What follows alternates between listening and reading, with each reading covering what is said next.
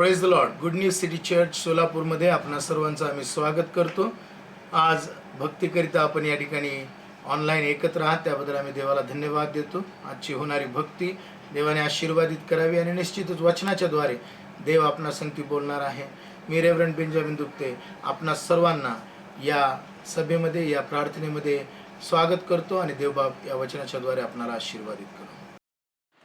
सर्वजण आपले डोळे आपण यावेळेला बंद करूया आणि आजच्या संध्याकाळच्या भक्तीला आपण यावेळेला सुरुवात करूया. देवाचे आभार मानू, देवाचे उपकार आपण मानूया. सर्वजण आपले डोळे बंद करूया. Hallelujah, hallelujah, hallelujah, hallelujah, hallelujah, hallelujah, hallelujah. धन्यवाद येशू, धन्यवाद येशू, धन्यवाद येशू. स्तुती हो, स्तुती हो, स्तुती हो, धन्यवाद हो. हालेलुया. आकाशाने पृथ्वीचे उत्पन्न करते आमच्या जिवंत परमेश्वरा, आम्ही तुझे आभार मानतो, तुझे उपकार मानतो परमेश्वरा. तू चांगला देव आहेस परमेश्वरा. तुझी दया, तुझी कृपा आमच्या जीवनावरती चांगली आहे, त्याबद्दल आम्ही तुझे उपकार मानतो. तू आम्हाला सुखी आणि निरोगी ठेवलेस, त्याबद्दल आम्ही तुझे आभार मानतो. प्रभू येशू, आम्ही प्रार्थना करतो आजची संपूर्ण भक्ती परमेश्वरा आम्ही तुझ्या पवित्र हातामध्ये सोपवून देतो परमेश्वरा. जे सर्व होईल परमेश्वरा ते तुझ्या गौरवार्थ होण्यासाठी तू मदत करावी यासाठी प्रार्थना करतो. बोलणाऱ्या दासावर तू आपला आशीर्वाद पाठव, वचनाच्या द्वारे आम्हाला आशीर्वाद मिळू दे यासाठी आम्ही प्रार्थना करतो. येशूच्या नावाने प्रार्थना केलेली आहे म्हणून तो आहे. आमेन. हालेलुया. गीत गाऊ आणि देवाच्या नावाला धन्यवाद देऊया, त्याचे आभार मानू, त्याचे उपकार आपण यावेळेला मानूया. सर्वांना गीत आपण यावेळेला गाऊया. भज पावन तम येशू नाम, येशू नाम जय येशू नाम. गीत गाऊ आणि देवाच्या नावाला धन्यवाद देऊया.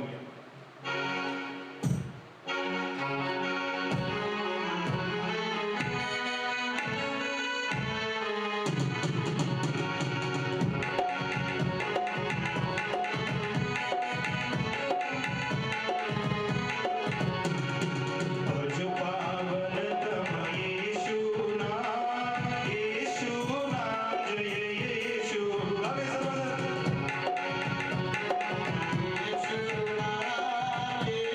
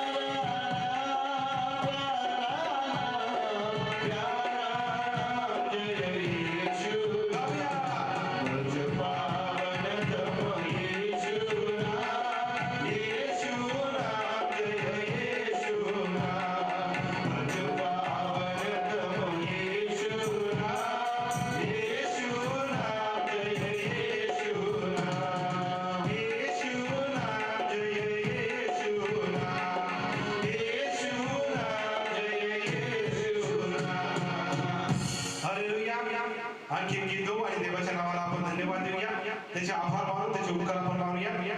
सर्वांनी येणारे गीत आपण यावेळेला गाऊया.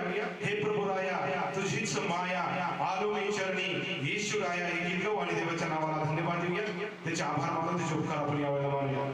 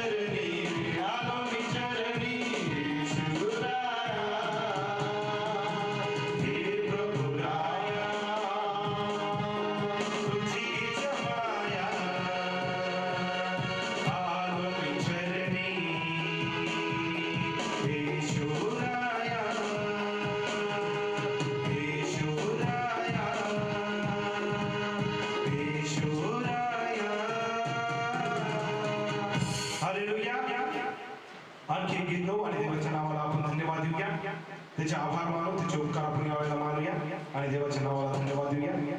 कभी नहीं अकेला कभी ना छोडेगा हे गीत गाऊ आणि देवाच्या नावाला आपण धन्यवाद देऊया, त्याचे आभार मानू, त्याचे उपकार आपण यावेळेला मानूया.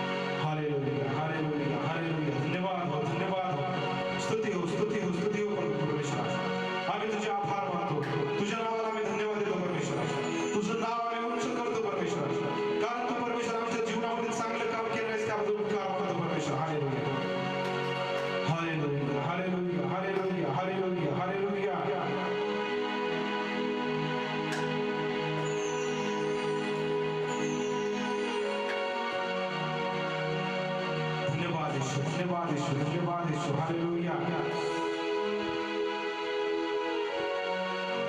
उपकार मानूया, त्याच्या नावाला आपण धन्यवाद देऊया. Hallelujah, hallelujah, hallelujah, hallelujah.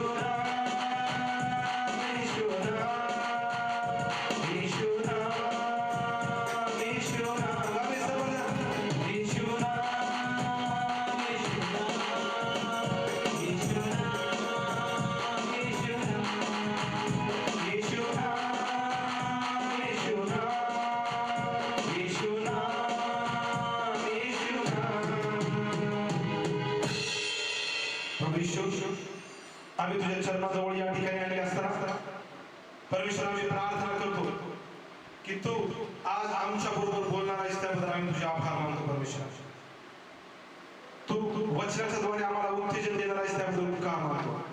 प्रभू येशू, वचनामध्ये आशीर्वाद ऐकण्याच्या द्वारे आमच्या अंतःकरणामध्ये येणार आहे, त्याबद्दल उपकार मानतो. वचन आमच्या जीवनामध्ये कार्य करणार आहे, त्याबद्दल आम्ही तुझे आभार मानतो. आणि परमेश्वर आम्ही प्रार्थना करतो आज वचनाच्या द्वारे आम्हाला उत्तेजन दे, वचनाच्या द्वारे परमेश्वर आम्हाला आशीर्वाद मिळू दे. आणि परमेश्वर तुझं दोर आमच्या प्रत्येकाच्या द्वारे व्हावं यासाठी आम्ही प्रार्थना करतो. इथून पुढचा संपूर्ण वेळ आम्ही अतिशय येशूच्या नावाने प्रार्थना केलेली आहे म्हणतोय. आमेन. यावेळेला आपण एक शास्त्र भाग वाचूया. स्तोत्र संहिता याचा 113वा अध्याय आणि त्याचे 1 ते 9 वचन आपण यावेळेला वाचूया आणि वचनाच्या द्वारे मिळणारा आशीर्वाद आपण आपल्या जीवनामध्ये घेऊया. स्तोत्र संहिता याचा 113वा अध्याय त्याची 1 ते 9 वचन आपल्या समोर मी या ठिकाणी वाचत आहे. परमेश्वराचे स्तवन करा, परमेश्वराच्या सेवकांनो स्तवन करा, परमेश्वराच्या नामाचे स्तवन करा. आतापासून सर्व काळ परमेश्वराच्या नामाचा धन्यवाद हो. सूर्याच्या उगवतीपासून मावळतीपर्यंत परमेश्वराचे नाम स्तवनीय आहे. परमेश्वर सर्व राष्ट्रांत उन्नत आहे. त्याचे वैभव आकाशावर उंच आहे. परमेश्वर आमचा देव याच्यासारखा कोण आहे? तो उच्च स्थळी सिंहासनावर आहे. तो आकाश व पृथ्वी यांचे अवलंबन करण्यास लावितो. तो दिनास धुळीतून उठवितो, दारिद्र्यास उकिरड्यावर उचलतो आणि त्यास अधिपतीच्या आपल्या लोकांच्या अधिपतीच्या पंक्तीस बसवितो. तो वांझ स्त्रियेला ग्रहणी करून मुलांची आनंदी माता करीतो. परमेश्वराचे स्तवन करा. देवबाप करो या वाचलेल्या वचनावर आपला आशीर्वाद पाठवू. यावेळेला आपण एक गीत गाऊया आणि गीत गात असताना आपलं दान आपण देवाच्या चरणाजवळ यावेळेस देऊया. आणि मी विनंती करतो आपल्यामध्ये ब्रदर सनी आगमकर आहे, यावेळेला ते पुढे येतील आणि यावेळेला ते एक गीत गातील आणि गीत गात असताना आपण आपलं दान देवाच्या चरणाजवळ यावेळेस देऊया.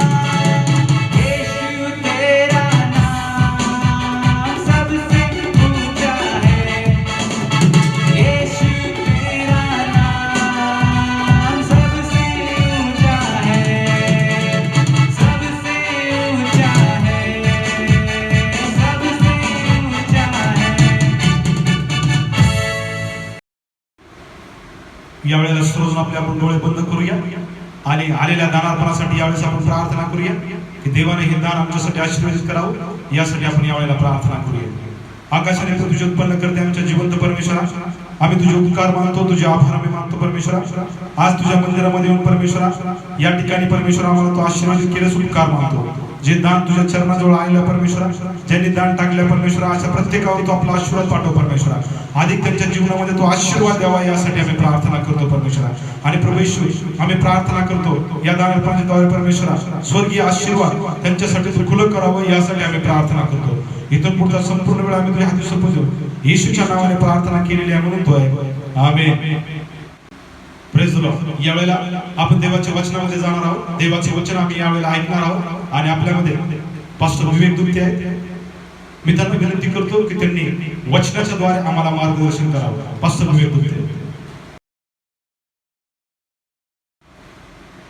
Praise lord. देवाची स्तुती असो की परत एकदा देवाने ही संधी आपल्याला दिलेली आहे त्याच्या वचनातून ऐकण्याची, त्याचं मनन करण्याची. आणि मी देवाच्या नावाला खरंच धन्यवाद देतो, कारण आज जरी आपण एकत्र भेटू शकत नाहीये परंतु देवाची दया आपल्यावर आहे की आपल्याला हे स्वातंत्र्य आहे की जरी आपण घरी आहोत तरी पण आपण घरी बसून का होईना परंतु देवाच्या वचनाची स्वार्थ ऐकू शकतो. देवाचं वचन आपण ऐकू शकतो. त्याबद्दल मी देवाच्या नावाला धन्यवाद देतो. आज आपल्याला आपण जर न्यूज पाहिली, बातमी पाहिली तर आपल्याला लक्षात येतं, जर वर्तमानपत्र आपण वाचलं तर आपल्याला लक्षात येईल की बऱ्याच ठिकाणी देवाच्या वचनाची सुवार्ता सांगण्याचं स्वातंत्र्य नाहीये. वचन ऐकण्याची देखील मुभा लोकांना नाहीये, परंतु आपल्यावर देवाची विशेष दया आहे आणि म्हणून मी देवाच्या नावाला धन्यवाद देतो की हे स्वातंत्र्य देवाने तुम्हाला आणि मला दिलेलं आहे. आज देवाच्या वचनातून आपण पाहत असताना परत एकदा आपण देवाच्या वचनाकडे लक्ष देऊया. आणि आज जो विषय मी तुम्हाला आपण म्हणण्यासाठी घेणार आहोत तो आहे फ्री विल किंवा स्वतंत्र इच्छा. देवानं ज्यावेळेस आदामाने हवेला बनवलं त्यावेळेस देवानं त्यांना एक फ्री विल दिलेली आहे किंवा स्वतंत्र इच्छा दिलेली आहे. देवाची अशी बिलकुल इच्छा नव्हती की त्यांनी दबावामध्ये देवाकडे यावं किंवा दबावामध्ये देवावरती प्रेम करावं, म्हणून देवानं त्यांना एक फ्री विल दिलेली आहे.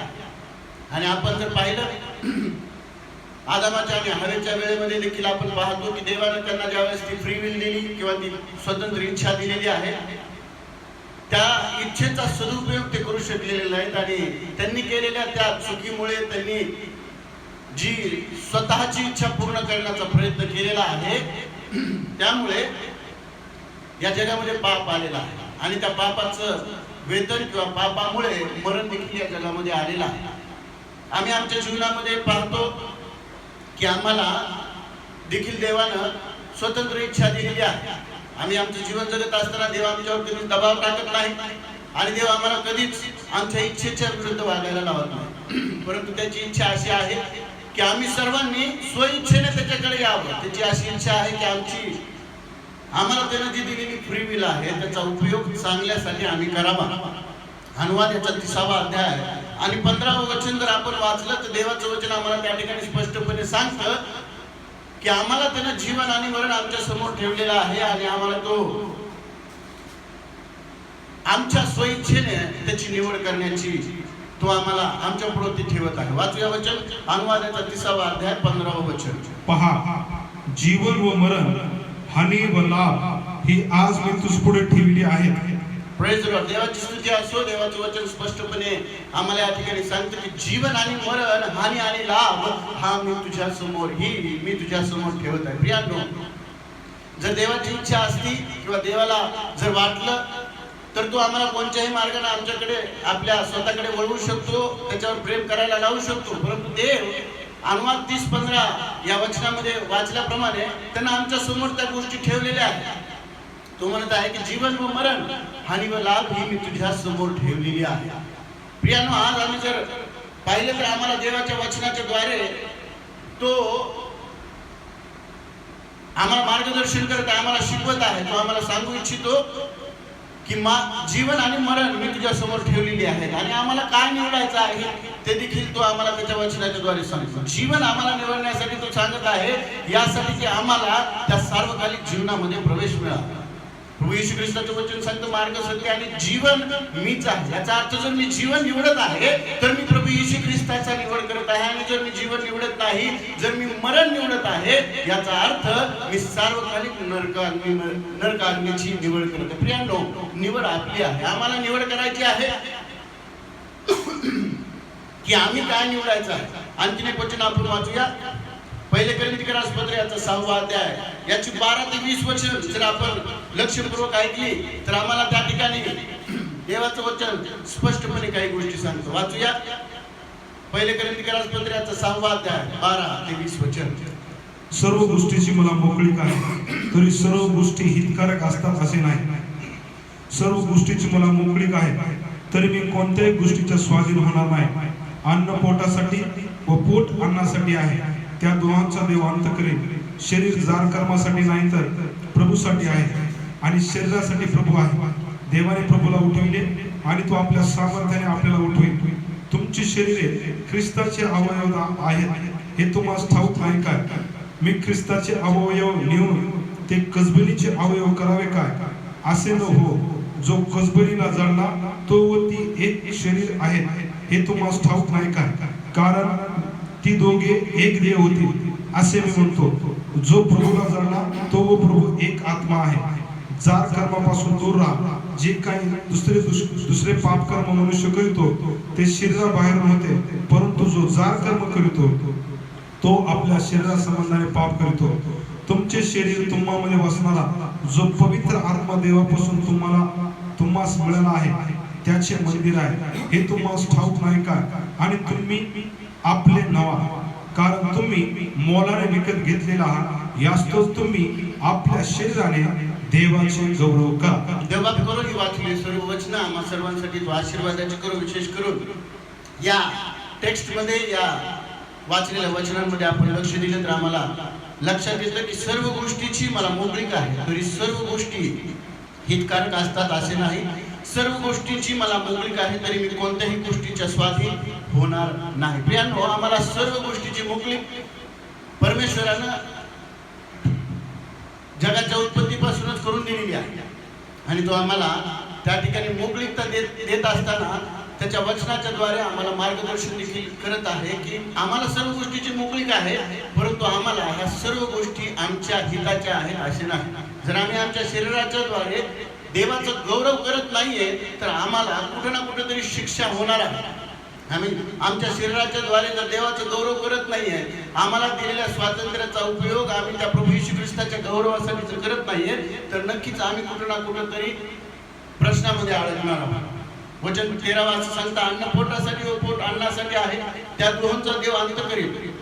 शरीर ज्या कर्मासाठी नाही तर प्रभूसाठी आहे आणि शरीरासाठी प्रभू. प्रियांनो, आमच्या ह्या शरीराचा उपयोग प्रभूच्या सेवेसाठी व्हावा, याच कारणासाठी प्रभू येशू ख्रिस्तानं आम्हाला या जगामध्ये उत्पन्न केलेलं आहे. प्रभूची अशी इच्छा आहे की आम्ही त्या प्रभू येशू ख्रिस्ताची स्तुती आणि आराधना करावी. आमच्या या शरीराच्या द्वारे त्याचा गौरव व्हावा, आमच्या शरीराच्या द्वारे आम्ही त्याचा सन्मान करावा, ही त्याची इच्छा आहे. परंतु आज आजच्या जगामध्ये जर आपण पाहिलं तर आम्हाला असं लक्षात येतं प्रियांनो की आम्ही आमच्या शरीराचा उपयोग दुसऱ्याच गोष्टीसाठी करत आहोत. आम्ही देवापासून बहकून गेलेले आहोत, देवाच्या मार्गापासून आम्ही बहकून गेलेले आहोत आणि आम्ही स्वतःचा मार्ग धरलेला आहे. आम्ही स्वतःच्या मार्गाने पळत आहोत आणि आम्ही आमच्या शरीराचा उपयोग देवाच्या गौरवासाठी करायला तयार नाही. आम्ही आमची अवयव ही दुसऱ्याच गोष्टीच्या अधीन केलेली आहे, स्वाधीन केलेली आहेत आणि त्याच्यामुळं आम्ही दुसऱ्याच गोष्टीचे दास होऊन बसलेले आहोत. आम्हाला देवानं स्वतंत्र केलेलं आहे, परंतु त्या स्वतंत्रतेमध्ये न राहता आम्ही पापाच्या दास्यामध्ये अडकून बसलेले आहोत. प्रियांनो, आम्हाला कुठेतरी माघारी फिरणं गरजेचं आहे. आम्हाला देवाकडे पाहणं गरजेचं आहे. 14 वचन आम्हाला देवाच्या वचनामध्ये असं सांगतं, देवाने प्रभूला उठवले आणि तो आपल्या सामर्थ्याने आपल्याला उठवेल. 15 वचन म्हणतो, तुमची शरीर हे ख्रिस्ताचे अवयव आहे. प्रियांनो, लक्षात घेणं गरजेचं आहे की आमचं शरीर हे ख्रिस्ताचा अवयव आहे. याचा अर्थ आमचे शरीर हे ख्रिस्तासोबत जुळले गेलेले आहेत आणि जर आम्ही प्रभू येशू ख्रिस्ताची सेवा करत नाही तर मग कुठेतरी आम्ही चुकत आहोत. आम्हाला माघारी फिरणं गरजेचं आहे. प्रियांनो, 15 वचनामध्ये सांगितलेलं आहे, तुमचे शरीर ख्रिस्ताचे अवयव आहे हे तुम्हाला ठाऊक नाही का? मी ख्रिस्ताचे अवयव नेऊन ते कसबिनीचे अवयव करावे काय?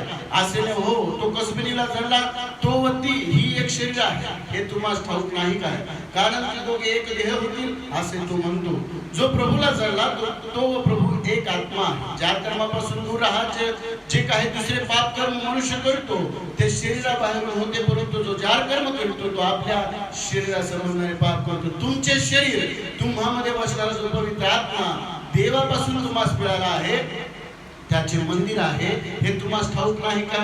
आणि तुम्ही आपले नव्हा. प्रियांनो, आम्हाला हे लक्षात घेणं गरजेचं आहे की आमचं शरीर हे जिवंत देवानं आम्हाला दिलेलं आहे आणि आम्ही आमच्या स्वतःचे नाव, आम्ही आमच्या स्वतःच्या मालक आम्ही स्वतः नाहीये. प्रभू येशू ख्रिस्त आमचा मालक आहे आणि आम्हाला त्या मालकाचं ऐकणं गरजेचं आहे. त्या प्रभू येशू ख्रिस्ताच्या मार्गाने जाणं गरजेचं आहे. कारण या शरीराला देव 16व्या वचनामध्ये, विशेष करून 19व्या वचनामध्ये असं म्हणतो की तुमचे शरीर तुम्हामध्ये बसणारा जो पवित्र आत्मा देवापासून तुम्हाला मिळाले आहे त्याचे मंदिर आहे. प्रियांनो, विशेष करून आम्हाला आमच्या शरीराची काळजी घेणं गरजेचं आहे. कारण या शरीरामध्ये पवित्र आत्मा बसतो आणि त्या पवित्र आत्मा आणि वचनामध्ये असं सांगितलेलं आहे की तो आमचं शरीर हे त्याचं मंदिर आहे. या मंदिराची काळजी घेणं आम्हाला गरजेचं आहे प्रियांनो. कारण आम्ही आमच्या स्वातंत्र्याचा दुरुपयोग करू शकत नाही. देवाने आम्हाला स्वातंत्र्य दिलेलं आहे, परंतु त्या स्वातंत्र्याचा उपयोग आम्हाला चांगल्या गोष्टीसाठी करणं गरजेचं आहे. विशेष करून आम्ही आमच्या शरीराकडे पाहत असताना आणखीन एक वचन आपण पाहूया की रोमकरसपत्र 12वा अध्याय याची 1 आणि 2 वचन काय म्हणतं ते विशेष पाहूया. रोमकरसपत्र 12वा अध्याय 1 आणि 2 वचन. यास्तव बंधुजनो, मी देवाच्या करुणामुळे तुम्हास विनतो की तुम्ही आपल्या शरीराचा जिवंत पवित्र व देवाला प्रिय असा यज्ञ करावा. ही तुमची आध्यात्मिक सेवा आहे. या युगाबरोबर समरूप होऊ नका, तर आपल्या मनाच्या नवीकरणाने स्वतःचे रूपांतर होऊ द्या, यासाठी की देवाची जी उत्तम, ग्रहणीय व परिपूर्ण इच्छा ती काय आहे हे समजून घ्यावे. Praise lord. देवाची वाचलेली वचनं आम्हासाठी आशीर्वादाची करू. या ठिकाणी स्पष्टपणे देवाचे वचन आम्हाला सांगत आहे. रोमकरासपत्र 12वा अध्याय याची 1 आणि 2 वचनं की यास्तो बंधुजनो, मी देवाच्या करुणामुळे तुम्हाला विनवतो की तुम्ही आपल्या शरीराचा जिवंत, पवित्र व देवाला प्रिय असा यज्ञ करावा. ही तुमची आध्यात्मिक सेवा आहे. या ठिकाणी वचनामध्ये पाहत असताना आम्हाला स्पष्ट दिसतं की देव आमच्या शरीराविषयी म्हणत आहे की आम्ही आमच्या शरीराचा जिवंत, पवित्र व देवाला प्रिय असा यज्ञ करणं गरजेचं आहे. आपण पाहिलं जुन्या करारामध्ये तर आपल्याला लक्षात येते की जो यज्ञ करण्यात येतो त्यासाठी एखाद्या प्राण्याचा बळी द्यावा लागतो, त्याला मारून टाकण्यात येतं आणि त्यावेळेस आणि त्याच्यानंतरच तो यज्ञ ठरतो प्रियानो. परंतु देव वचनामध्ये आमच्या शरीराविषयी काहीतरी वेगळं सांगत आहे. तो आम्हाला म्हणत आहे की तुम्ही आपल्या शरीराचा जिवंत यज्ञ द्या. काय आहे तो जिवंत यज्ञ आणि कशा प्रकारे आमच्या शरीराचा आम्ही जिवंत यज्ञ करू शकतो? प्रियानो, आम्हाला जर वचनामध्ये आम्ही पाहिलं तर लक्षात येतं की आम्हाला आमचं जीवन जे आहे ते पवित्र ठेवणं गरजेचं आहे. आमचं जीवन जे आहे ते आम्हाला स्व-इच्छेने चालवू नये अशी देवाची इच्छा आहे. ते आम्ही शिकणं गरजेचं आहे. आम्हाला देव सांगत आहे की आमच्या स्वातंत्र्याचा उपयोग आम्ही चांगल्यासाठी करावा. जे स्वातंत्र्य परमेश्वराने आम्हाला दिलेलं आहे ते स्वातंत्र्य त्याच्या सेवेसाठी, त्याच्या चांगलं करण्यासाठी आम्ही वापरावा, ही देवाची इच्छा आमच्यासाठी आहे. जिवंत यज्ञ म्हणजे आम्ही स्वतःला मारणं गरजेचं आहे. जे आमच्या इच्छा आहेत, जे आमच्या योजना आम्ही बनवलेल्या आहेत की आम्ही आमच्या जीवनामध्ये करणार आहोत, त्या योजना आम्हाला कुठेतरी थांबवाव्या लागणार आहेत. आम्हाला कुठेतरी त्यांना फुल स्टॉप द्यावा लागणार आहे. आणि देवाची म्हणजे पवित्र प्रभू येशू ख्रिस्ताची जी इच्छा आहे ती आम्हाला समजून घ्यावी लागणार आहे. वचनामध्ये त्याची इच्छा आम्हाला स्पष्ट दिसते आणि त्या इच्छेप्रमाणे आम्हाला जाणं गरजेचं आहे. त्या इच्छेला आम्हाला पूर्ण करणं गरजेचं आहे. तो म्हणतो जसा मी पवित्र आहे तसे पवित्र व्हा. आम्हाला आज पवित्रतेची गरज आहे. आमच्या शरीराला आम्हाला पवित्र ठेवणं गरजेचं आहे. आमच्या अंतःकरणाला आम्हाला पवित्र ठेवणं गरजेचं आहे. आणि त्याद्वारे आम्ही आमच्या स्वातंत्र्याचा उपयोग चांगल्या रीतीने करू शकतो प्रियानो. कारण आमचं स्वातंत्र्य हे देवानं आम्हाला दिलेलं आहे. देवानं आम्हाला फ्री विल दिलेली आहे आणि ती फ्री विल किंवा योजना आम्ही पूर्ण करत असताना आम्हाला विशेष लक्ष देणे गरजेचं आहे. पवित्र शास्त्रामध्ये असे काही लोक आहेत ज्यांच्याकडे जर आम्ही पाहिलं तर आम्हाला लक्षात येतं की त्यांनी स्वतःच्या इच्छेचा उपयोग केलेला आहे. स्वतःची इच्छा पूर्ण करण्याचा प्रयत्न केलेला आहे. देवाने त्यांना एखादी गोष्ट करण्यासाठी सांगितलेली आहे, परंतु ती गोष्ट न करता त्या लोकांनी स्वइच्छेने काहीतरी करण्याचा प्रयत्न केलेला आहे. आणि ते करण्याद्वारे काही लोकांनी प्रियानो आपण पाहतो की स्वतः तर प्रश्नात पडलेलेच आहेत, परंतु इतरांना देखील प्रश्नामध्ये पाडलेलं आपल्याला लक्षात येतं. आपण पाहतो वचनामध्ये योना या व्यक्तीविषयी जर आपण गोष्ट ऐकलेली आहे, सर्वांना ती गोष्ट माहीत आहे. आणि देवाने त्याला सांगितलं होतं की निम्मेला जा आणि मी त्या लोकांना शुभवर्तमान सांग आणि त्यांना सांग की तुम्ही पश्चाताप करा आणि तुमच्या पापापासून वळा. परंतु आपण वचनामध्ये पाहतो प्रियानो की योनानं स्वतःच्या इच्छेचा वापर केलेला आहे. त्या ठिकाणी योनानं स्व-इच्छेचा वापर केलेला आहे आणि तो स्वतः प्रश्नात पडलेला आहे. त्या स्वतःच्या इच्छा पूर्ण करण्यामध्ये तो स्वतः प्रश्नात पडलेला आहे. त्याचप्रमाणे त्या नावेमध्ये जे बोटमध्ये लोक होते त्या देखील लोकांना त्यानं प्रश्नामध्ये पाडलेला आहे. आणि त्या ठिकाणी आपल्याला लक्षात येतं की त्यानं स्वतःची इच्छा पूर्ण करण्याच्या नादामध्ये स्वतःचा जीव धोक्यामध्ये टाकलेला आहे. इतरांचा जीव देखील धोक्यामध्ये टाकलेला आहे. परंतु पुढे जाऊन प्रियानो आपल्याला लक्षात येतं की त्याच योनानं ज्यावेळेस परमेश्वरानं पुन्हा एकदा त्याला सांगितलं की उठ आणि त्या निनिवे शहरात जा आणि त्या लोकांना पश्चाताप करण्यासाठी सांग. प्रियानो, ज्यावेळेस त्या व्यक्तीनं देवाचं आज्ञापालन केलं आणि त्याची इच्छा जीवनामध्ये त्याच्या पूर्ण केलेली आहे, त्यावेळेस परमेश्वरानं त्याला आशीर्वाद दिलेला आहे. त्याचप्रमाणे त्या लोकांचं देखील त्या योनाच्या द्वारे संपूर्ण लोकांचं तारण झालेलं आहे. त्या लोकांनी पश्चाताप केलेला आहे प्रियानो. आणि आपण पाहतो की देवाचं गौरव त्या ठिकाणी झालेलं. आम्हाला आमच्या जीवनामध्ये जगत असताना लक्षात घेणं गरजेचं आहे की आम्ही जीवन जगत तर आहोत. आम्हाला आजच्या या युगामध्ये जगत असताना विशेष करून आजच्या घडीमध्ये स्वातंत्र्य आहे. आम्ही आमचं जीवन जगत आहोत, परंतु या स्वातंत्र्याचं आम्ही करायचं काय आहे ते आम्ही ठरवायचं आहे प्रियानो. आम्ही आमच्या घरामध्ये बसलेले आहोत, दिवसभर आम्ही टीव्ही पाहू शकतो, दिवसभर आम्ही आमच्या स्वातंत्र्याचा उपयोग करत असताना मोबाईल खेळू शकतो, दिवसभर आम्ही गेम खेळत बसू शकतो, इतरांना गप्पा मारत बसू शकतो. परंतु देवानं हा वेळ का तुम्हाला दिलेला आहे, देवानं हा वेळ का मला दिलेला आहे, याचा जर शोध घेतला प्रियानो तर लक्षात येईल की त्याची आणि तुमची जवळीकता व्हावी, आमचे आणि त्याचे संबंध अधिक घनिष्ठ व्हावे, ही त्याची इच्छा आहे. आणि त्या स्वातंत्र्याचा उपयोग आज आम्ही जे जीवन जगत आहोत, ज्या दिवसामध्ये आम्ही आहोत, ज्या परिस्थितीमधून जात आहोत, त्या दिवसामध्ये आम्हाला प्रभूचा शोध करणं गरजेचं आहे, त्या प्रभू येशू ख्रिस्ताकडे बघणं गरजेचं आहे आणि त्यावेळेस तो आम्हाला आशीर्वाद देणार आहे. आज आपण पाहत आहोत की अनेक जण प्रश्नामध्ये आहेत, समस्येमध्ये आहेत. उद्याच्या दिवसामध्ये आम्ही काय खावं याची चिंता आम्हाला पडलेली आहे.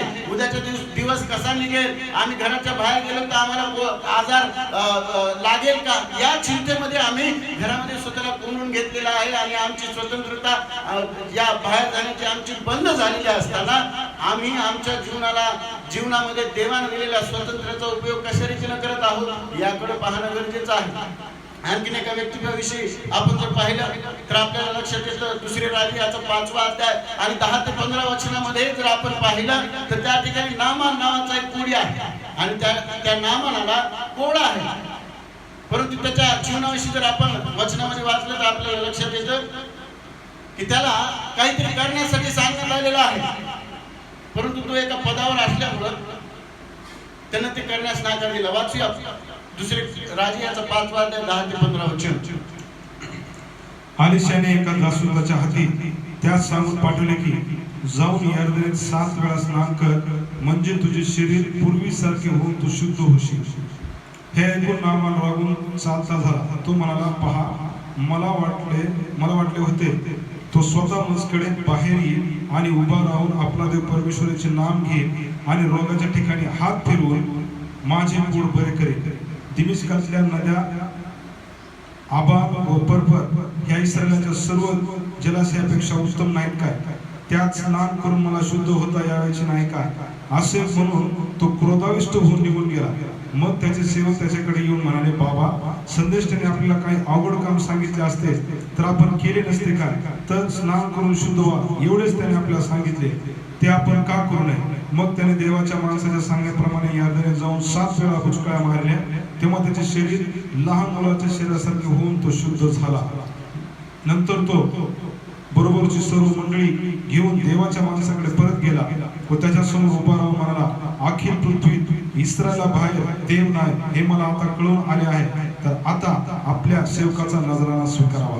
Praise Lord. देवा वाचलेले वचन आशीर्वादित करू. या ठिकाणी वचनामध्ये आम्हाला नामान कोडी या व्यक्तीबद्दल पाहायला मिळतं की त्याला त्या ठिकाणी सांगण्यात आले होते की यार्दन नदीमध्ये जाऊन 7 वेळा तू बुचकळ्या मार, त्याच्यानंतर तुझं पोट नीट होणार आहे. परंतु प्रियांनो, त्यानं जी आज्ञा आलेली आहे त्याचा स्वीकार करायचा का नाकार करायचा त्याच्या हातामध्ये होतं. आणि त्यानं ज्या पदावर तो होता त्या पदाला पाहून कदाचित त्याला वाटलं असेल की नाही, मला हे आज्ञा मान्य करायची नाही. स्वतंत्रता त्याच्या जीवनामध्ये त्या आज्ञा पालनाची होती की मला देवाच्या दासाकडून आलेली ही आज्ञा पाळायची का नाही. परंतु त्यानं नाही म्हणून त्याचा निघून चालला होता. परंतु त्याच्या दासांनी त्याला सांगितलं, प्रियांनो, आणि तुम्हाला आपल्याला लक्षात येतं, वचनामध्ये दिसून येतं की ज्यावेळेस त्याने जाऊन त्या ठिकाणी पाण्यामध्ये बुचकळ्या 7 वेळेस मारलेल्या आहेत, देवानं त्याच्या शरीराचं कोड नाहीसे केलेलं. प्रियांनो, आमच्या जीवनामध्ये आमच्या स्वातंत्र्याचा उपयोग आम्ही कशा रीतीनं करत आहोत त्याच्यावर आमचे आशीर्वाद आणि श्राप अवलंबून आहे. आमच्या शरीराचा उपयोग जर आम्ही पापासाठी करत आहोत तर त्याचं देखील आम्हाला प्रतिफळ भेटणार आहे. आणि जर आमच्या शरीराचा उपयोग आम्ही आमच्या देवासाठी करत आहोत, त्याचं गौरव करण्यासाठी करत आहोत, त्याची इच्छा जाणून घेण्यासाठी करत आहोत, तर त्याचं देखील प्रतिफळ आम्हाला भेटणार आहे. आणखी एक वचन आपण वाचूया, गलतीकारस पत्र याचा 5वा अध्याय आणि त्याचं पहिलं वचन जर आपण वाचलं तर आपल्याला त्या ठिकाणी लक्षात येतं आणखी काही गोष्टी देव आपल्याला त्या वचनाच्या द्वारे समजून सांगू इच्छितो. स्वातंत्र्याबद्दल आपणाला स्वातंत्र्य असावे म्हणून ख्रिस्ताने आपणाला स्वातंत्र्य केले. यास्तव स्थिर राहा, दासाच्या जोवाखाली पुन्हा सापडू नका. Praise lord. देवाची स्तुती असो. या ठिकाणी वचन आम्हाला पुन्हा एकदा सांगत आहे की आपल्याला स्वातंत्र्य असावे म्हणून ख्रिस्ताने आपणास स्वतंत्र केले आहे. कशातून स्वतंत्र केलेलं आहे? पण ख्रिस्ताने आम्हाला कशातून सुटका देण्यात दिलेली आहे? प्रियांनो, आमच्या पापामधून त्याने आम्हाला सुटका दिलेली आहे. त्या अंधकाराच्या नरकाग्नीच्या त्या ठिकाणापासून आम्हाला देवाने बाजूला काढलेला आहे आणि तो आम्हाला म्हणत आहे यास तो स्थिर राहा, दास्याच्या जोराखाली पुन्हा सापडा. देवाने आम्हाला स्वातंत्र्य दिलेलं आहे. तर देवाने आम्हाला त्या अंधकारातून बाहेर काढलेलं तर पुन्हा पुन्हा तिकडे कशाला जायचं? आम्हाला स्वातंत्र्याचा अर्थ करणं गरजेचं आहे. जर स्वातंत्र्य देवाने आम्हाला दिलेलं आहे तर ते यासाठी नाही की आम्ही आमच्या स्वातंत्र्यामध्ये पापामध्ये आमचं जीवन जगावं आणि आम्ही आमच्या स्वइच्छेने आमचं जीवन जगावं. आम्हाला आमच्या मनाला वाटेल त्या ठिकाणी आम्ही जावं आणि मनाला वाटेल तसं करावं नाही. प्रियानं आम्हाला स्वातंत्र्य यासाठी दिलेलं आहे की आम्ही ख्रिस्तामध्ये राहावं, ख्रिस्ताचा शोध करावा आणि तो खरं स्वातंत्र्याचा अनुभव आम्ही घ्यावा, त्या खऱ्या स्वातंत्र्याचा आनंद आम्ही घ्यावा अशी त्याची इच्छा आहे. परंतु जर आम्ही असं करणार नाही, जर ख्रिस्ताच्या मार्गामध्ये आम्ही चालणार नाही, स्वइच्छेने आम्ही जर प्रभू येशू ख्रिस्ताच्या मागे चालणार नाही आणि त्याची इच्छा पूर्ण करण्याचा प्रयत्न करणार नाही, तर तुम्हाला माहित आहे का की आम्हाला या सर्व गोष्टीचा जाब एक दिवशी देवाच्या समोर द्यायचा आहे आणि आम्हाला प्रभू येशू ख्रिस्तासमोर एक दिवस उभा टाकायचा आहे. आणि जे काही काम आम्ही केलेले आहेत या जगामध्ये राहून, चांगले काम असतील किंवा वाईट काम असतील, त्याचा जाब, त्याचं उत्तर आम्हाला प्रभू येशू ख्रिस्ताला द्यायचं आहे. आणि ते आम्हाला वचनामध्ये स्पष्टपणे देव आम्हाला सांगत आहे. दुसरे कोरिंथीकरास पत्राचा 5वा अध्याय आणि 10व्या वचनामध्ये त्या ठिकाणी आम्हाला सांगितलेलं आहे. आपण वाचूया काय म्हटलेलं आहे. कारण आपला सहवास ख्रिस्ताच्या न्यायासनासमोर खऱ्या स्वरूपाने प्रगट झाले पाहिजे, यासाठी की प्रत्येकाला त्याने देहाने केलेल्या गोष्टीचे फळ मिळावे, मग त्या बऱ्या असो किंवा वाईट असो. देवाची स्तुती असो. वचन आम्हाला स्पष्टपणे सांगतं की ज्या काही बऱ्या किंवा चांगल्या गोष्टी, चांगल्या किंवा वाईट गोष्टी आम्ही या जीवनामध्ये असताना करत आहोत, त्याचं त्या न्यायाच्या दिवशी आम्हाला त्याचं ज्या प्रतिफळ मिळणार आहे, त्याचं उत्तर आम्हाला देवाच्या समोर द्यायचं आहे. म्हणून आम्हाला काळजी घेणं गरजेचं आहे की देवाने आम्हाला जे स्वातंत्र्य दिलेलं आहे, फ्री विल दिलेली आहे, त्याचा उपयोग आम्ही या जीवनामध्ये असताना कशा रीतीने करत आहोत. आणखीन एक वचन वाचूया. पहिले कोरिंथीकरास पत्र 3रा अध्याय याचे 10 ते 16 वचनामध्ये देखील आम्हाला आमच्या जीवनाविषयी काय होणार जर आम्ही आमच्या स्वातंत्र्याचा उपयोग नीट नाही केला, जर आम्ही स्व इच्छेने जगत राहिलो, प्रभू येशू ख्रिस्ताच्या मार्गात चालू नाही, तर काय होणार? वाचूया. मजवर झालेल्या देवाच्या अनुग्रहाच्या मानाने मी चतुर कारागीरसारखा पाया घातला आणि दुसरा त्यावर बांधतो, तर प्रत्येकाने आपण त्यावर कसे बांधतो याविषयी जपावे. घातलेला पाया असा जो येशू ख्रिस्त, त्याच्या वाचून दुसरा पाया कोणाला घालता येत नाही. या पायावर कोणी सोने रुपये, मौल्यवान पाषाण, लाकूड, गवत, पेंडा यांनी बांधतो, तर बांधणाऱ्या प्रत्येकाचे काम उघड होईल. तो दिवस ते उघडकीस आणेल, कारण तो अग्नीसह असा प्रगट होईल आणि प्रत्येकाचे काम कसे आहे त्याची परीक्षा अग्नी करेल. ज्या कोणाचे त्यावर बांधलेले काम टिकेल त्याला मजुरी मिळेल, ज्या कोणाचे काम जळून जाईल त्याला तोटा होईल. तथापि तो स्वतः तरेल, परंतु जणू का अग्नीतून बाहेर पडल्यासारखा तरेल. Praise the lord. देवाची स्तुती असो. या वचनामध्ये देखील आम्हाला स्पष्टपणे पाहायला मिळतं. 12व्या वचनामध्ये या पायावर कोणी सोने रुपये, मौल्यवान पाषाण, लाकूड, गवत, पेंडा यांनी बांधतो. प्रियांनो, या वचनामध्ये जर आपण लक्ष दिलं, मनन केलं, तर आपल्याला लक्षात येतं की जो कोणी आपल्या कर्मांनी देवाला खुश करण्याचा प्रयत्न करतो, आमच्या कृतीने आपण देवाला खुश करण्याचा प्रयत्न करतो, स्वतःच्या शक्तीने आपण खुश करण्याचा प्रयत्न करत आहोत. चांगल्या कर्मांनी जर आम्हाला वाटतं की आम्ही देवाला खुश करू शकतो, त्याचं प्रेम आम्ही प्राप्त करून घेऊ शकतो, तर आम्ही आमचा पाया जो आहे तो लाकूड, गवत किंवा पेंडा यांच्यासारखा प्रियांनो आहे. कारण जर आम्ही या स्वतःच्या कर्मांनी, स्वतःच्या इच्छेने जर गोष्टी करत आहोत, तर त्या एक दिवशी, ज्या दिवशी अग्नी येणार आहे, प्रभू येशू ख्रिस्त अग्नीच्या स्वरूपामध्ये येणार आहे, प्रगट होणार आहे, त्यावेळेस आमचे म्हणजे स्वतःच्या इच्छेने केलेले जे काम आहे, स्व इच्छेने केलेले काम, ते लाकूड, गवत किंवा पेंडा यासारखे ते अग्नीच्या समोर टिकू शकणार नाही, ते भस्म होऊन जाणार आहे. परंतु जर आम्ही प्रभू येशू ख्रिस्ताच्या इच्छेनं जीवन जगत आहोत, जर आमच्या स्वातंत्र्याचा, फ्री विलचा आम्ही उपयोग त्याच्या सेवेसाठी करत आहोत, त्याला आम्ही आमच्या जीवनामध्ये स्वीकारलेला आहे आणि आम्ही आमचं जीवन हे त्याच्या इच्छेप्रमाणे जगत आहोत, तर मग आम्ही आमचा पाया कशाप्रमाणे आमचा पाया आहे ते वचन सांगते की सोने, रुपये, मौल्यवान पाषाण यासारखा आमचा पाया आमच्या जीवनाचा आम्ही मजबूत करत आहोत. प्रियांनो, लक्षात घ्या, या तिन्ही गोष्टी ज्या या ठिकाणी सांगितलेल्या की सोने, रुपये आणि मौल्यवान पाषाण, या जर आम्ही आणखी शुद्ध होतात. प्रियानो, आमचं जीवन देखील अशाच प्रकारचं असणं गरजेचं आहे. आम्ही आमचं जीवन जगत असताना आम्हाला देवाने दिलेली जी फ्री विल आहे, स्वतंत्र इच्छा आहे, त्याचा उपयोग त्या देवाच्या सेवेसाठी करूया आणि त्याची इच्छा जाणून घेऊन त्याच्या इच्छेप्रमाणे करण्याचा प्रयत्न करूया. त्यावेळेस स्वर्गामध्ये गेल्यानंतर आम्हाला चांगल्या प्रकारचं प्रतिफळ देव देणार आहे. देव करो या वाचलेल्या वचनाच्या द्वारे, या सांगितल्या गेलेल्या उपदेशाच्या द्वारे, शब्दाच्या द्वारे देव तुमच्या अंतःकरणाची पकड घेऊ आणि जे देवानं तुम्हाला आणि मला स्वतंत्र इच्छा दिलेली आहे त्याचा उपयोग आम्ही त्याच्या सेवेसाठी करावा. आमच्या पापामध्ये आम्ही जगू नये, स्वइच्छेनं आम्ही त्याच्या इच्छेमध्ये जगावं, हीच प्रभू चरणी माझी प्रार्थना आहे. देवा करो तुम्हा सर्वांना आशीर्वाद देव. Praise the Lord. चे वचन आपल्यापर्यंत आलेलं आहे. त्या वचनाकरिता आपण प्रार्थना करूया आणि देवाने ते आपल्यासाठी आशीर्वादाचं करावं याकरिता देवाच्या चरणाजवळ जाऊन आपण प्रार्थना करूया. आपले डोळे आपण बंद करून प्रार्थना करूया. जिवंत परमेश्वर, आम्ही तुझे उपकार मानतो, तुझ्या नावाला धन्यवाद देतो. परमेश्वराचे वचन आज तू आमच्यापर्यंत येऊ दिलंस, त्या वचनाबद्दल आम्ही तुझे उपकार मानतो येशू ख्रिस्त आणि प्रार्थना करतो. त्या वचनावरती जीवन जगत असताना आमच्या सोबत तू राहा, आम्हाला पवित्र आत्म्याचं मार्गदर्शन तू कर देव आणि ते वचन आमच्या सर्वांसाठी आशीर्वादाचं कारण तू बनू दे, म्हणून तुझे उपकार मानतो देव. त्या वचनावरती आम्ही चालावं, मार्गक्रमण करावं, त्या वचनाचं आम्ही आचरण करावं याकरिता देव आमच्या अंतःकरणाची तयारी तू होऊ दे आणि नम्र अंतःकरण घेऊन देव आम्ही चालावं याकरिता आम्हाला प्रत्येकाची खूप मदत कर. प्रार्थना करतो देव संपूर्ण भक्ती तो आशीर्वादाची होऊ देत आहेस त्याबद्दल उपकार मानतो. जे लोक ती भक्ती पाहत आहे देव आणि पाहणार आहे त्या सर्वांना देखील परमेश्वर तो आशीर्वादित कर, म्हणून तुझे उपकार मानतो. इथून पुढचा वेळ तुझ्या हाती स्वाधीन कर. प्रार्थना येशूच्या नावाने केली म्हणून तू आहे. सर्वजण आपल्या जागेवरती आपण उठून उभं राहूया. त्या ठिकाणी आपण आहात त्या ठिकाणी आपण उठून उभं राहूया आणि प्रभूने शिकवलेली प्रार्थना करूया. हे आमच्या स्वर्गातील पित्या, तुझे नाव पवित्र मानले जावं, तुझे राज्य येऊ, जसे स्वर्गात तसे पृथ्वीवर तुझ्या इच्छेप्रमाणे हो. आमची रोजची भाकर आज आम्हास दे, जसं आम्ही आपल्या रोण्या सुरून सोडली आहे तसेच तो आमची रोणी आम्हास सोड आणि आम्हास परीक्षेत आणू नकोस, तर आम्हास वाईटापासून सोड, कारण की राज्य, सामर्थ्य आणि गौरव ही सर्व काळ तुझीच आहे. आमेन. देवबापाची प्रीती, प्रभू येशू ख्रिस्ताची कृपा आणि पवित्र आत्म्याची सहभागिता आता आणि सदा सर्व काळ आम्हा बरोबर असो. आमेन. प्रभू येशू रखेचे, प्रभू येशू रखेचे, प्रभू येशू रखेचे.